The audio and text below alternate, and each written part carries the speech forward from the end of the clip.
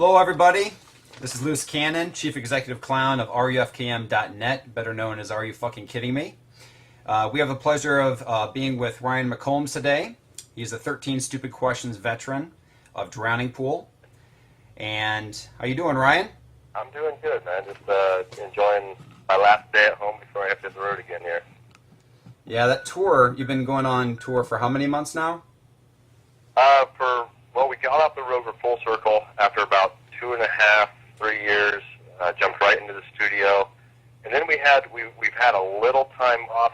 We had about a month off, and then we did about 5 to 6 weeks with Seven Dust, and then we've had a week off here and getting ready to head back out again. Okay. Well, now if we can stick to the tour for a second, on the new tour, how many of the songs from your upcoming self-titled album, creatively titled Drowning Pool, are you playing? Have you unleashed a few of those already? Yeah, we did on the run that we did with Seven Dust. We plugged 2 new ones in. We did the first single on the album, the first radio track, "Feel Like I Do," and then we stuck in another track from the new record called "More Than Worthless." And I believe on this next run, we're actually going to plug in a couple more. I think we're looking at plugging in "Regret," and then possibly another track called "Turn So Cold." Okay, all right. Well, in our previous interview, we spoke of ridiculous subjects like proper shitting etiquette on the tour bus in West Palm.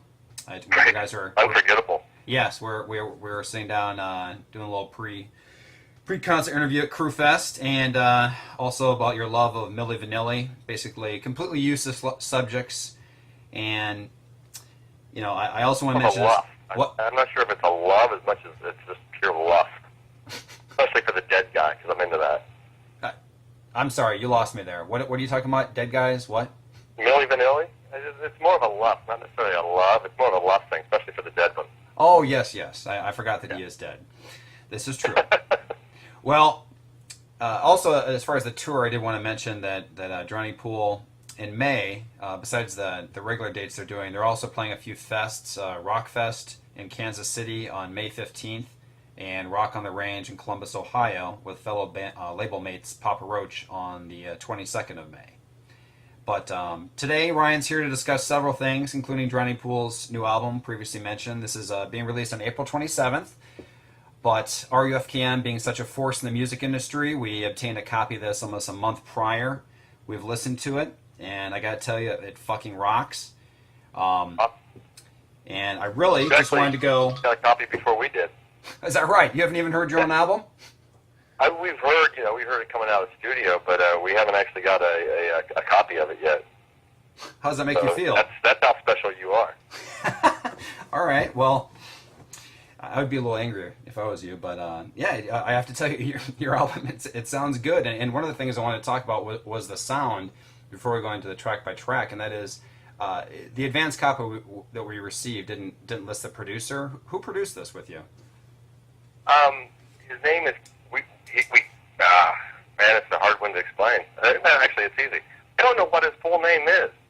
He goes by Kato, and that's all I called him. I know he loves cheese and fire, and the dude has just a great ear. He's David Bendith's right-hand man. David Bendith produced the Breaking Benjamin stuff, Cavo, Paramore, and Kato is his right-hand man. He's worked with David on all of the albums that David Bendith has done through the years.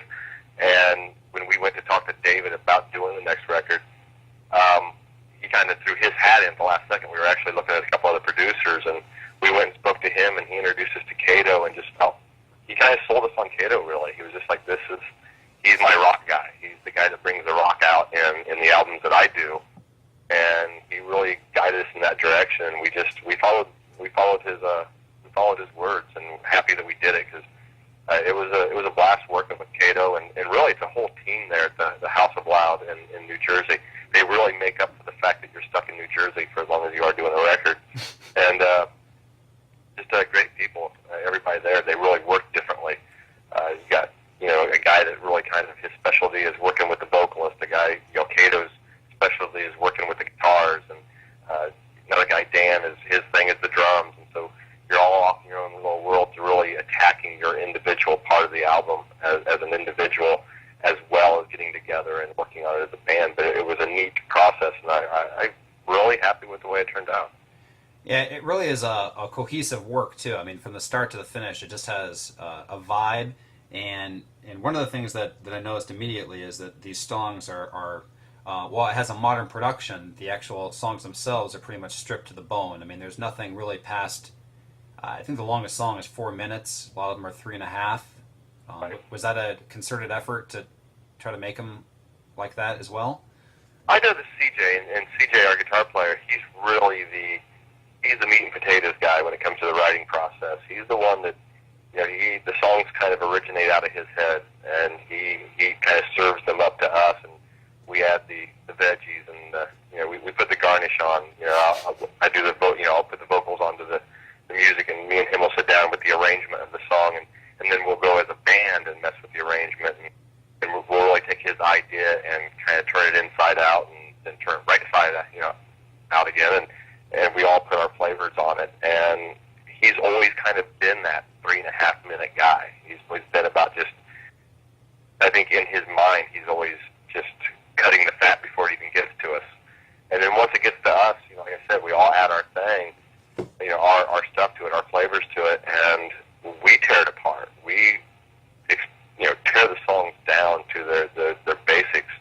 And on this album, really, I think it was. I think especially when we went into the studio with Cato, and then we tore them down again, and we really even cut more of the fat out. I think Stevie, our bass player, said it best that, we all try to figure out, when we first start writing our parts of the songs, we all try to come up with little things that like he comes up with the bass lines and Mike comes up with the drums to try to find little moments in the songs where they can shine out a little bit.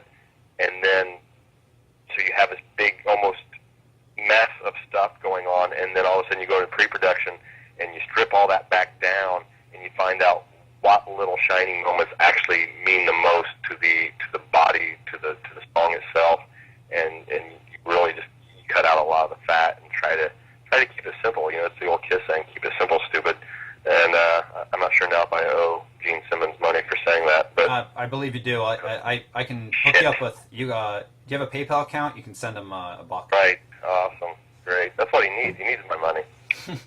And that's the other thing I was at to take too, is that you mentioned Kiss, and the only thing I mentioned with that too is that, I mean, the album is there's a ton of hooks. The choruses by I don't know if it's a sign of that it's always a good song, but usually if you can, when the chorus comes around the second round, when you see it, when you are at a live concert and or you're listening to it, that's usually a sign that the song is well put together, in my opinion. And that's what I got a lot from this one, which is similar to like a Kiss vibe or things of that nature, where they're instantly, you sing the chorus. Was that kind of, which I thought was a little different than the last one too. Not all of them were like that.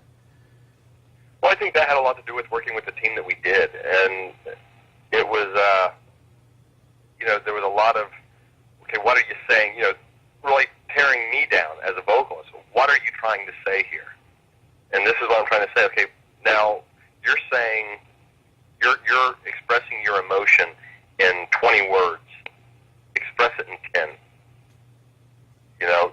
Take what you're saying, attack it with the same emotion, the same vibe, but let's not make it a riddle. And that's something that when I go back and I listen to my stuff, I catch myself doing that sometimes. I've always wanted to write vague enough that I know what I'm talking about. The emotion for me personally is still there. I'm still getting out and dealing with what I need to get out and deal with, but I've always tried to write vague enough that the listener hopefully will have the same feeling that I did when I was, growing up listening to music, and like when I pop in Alice in Chains, and they could have been singing about a lollipop when they were 4, but whatever I was going through in my life, I felt like they were talking exactly about what I was dealing with, and I've always tried to write big enough for that reason. But then I listen to some of my stuff, and I realize that sometimes I have a tendency to kind of almost get too vague to where I'm not really making a straight point.